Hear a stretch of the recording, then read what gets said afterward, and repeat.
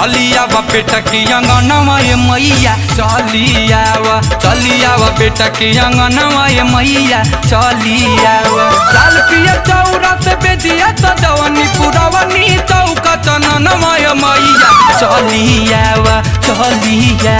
चलिया बेटा की अंगनवा ये मैया चलिया बेटा के अंगनवा ये मैया चलिया।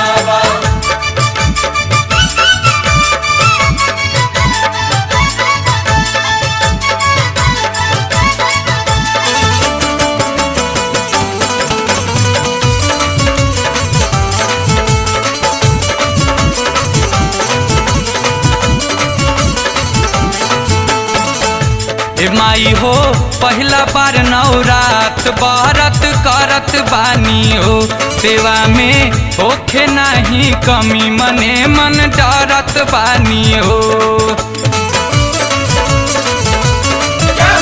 पंडित जी बतैले जबन चीजिया जुटावानी दवा न मड़ुया पान खुलावा कसैली पियर धोती कुर्ता पहिर सुनतानी पंडित जी से सुबह शाम पठवाय मैया चलिया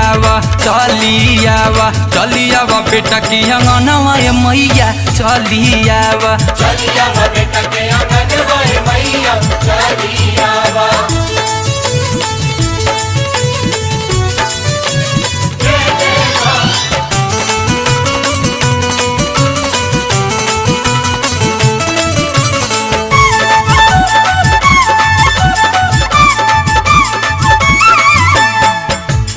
माई हो नौगो छोट बड़ कलसा हम बैठवले बानी हो माई हो गाय के गोबर से अंगना घर लिपवले बानी हो।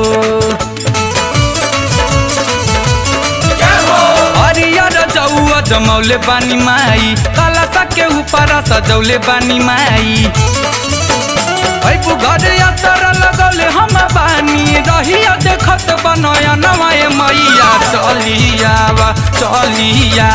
चलिया बेटा के अंगनवा ये मैया चलिया बेटा के अंगनवा ये मैया चलिया।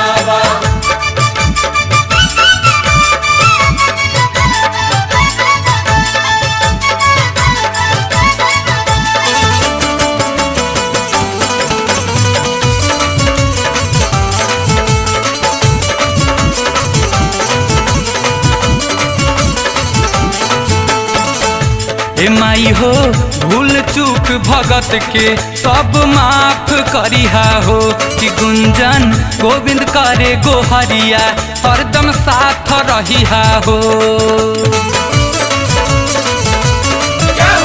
अचारा के छैया में रखी है माई अंगूरी पकड़ी दी रहिया बताई बार बार विनती करी हम माई सच कर दी बनवा मैया चलिया बेटा की अंगनवा ये मैया चलिया बेटा के अंगनवा ये मैया चलिया। लाल पिया चौरा से बेदिया सजवनी पुरवनी चौका चननवा ये मैया चलिया बेटा की अंगनवा ये मैया चलिया बेटा के अंगनवा ये मैया चलिया।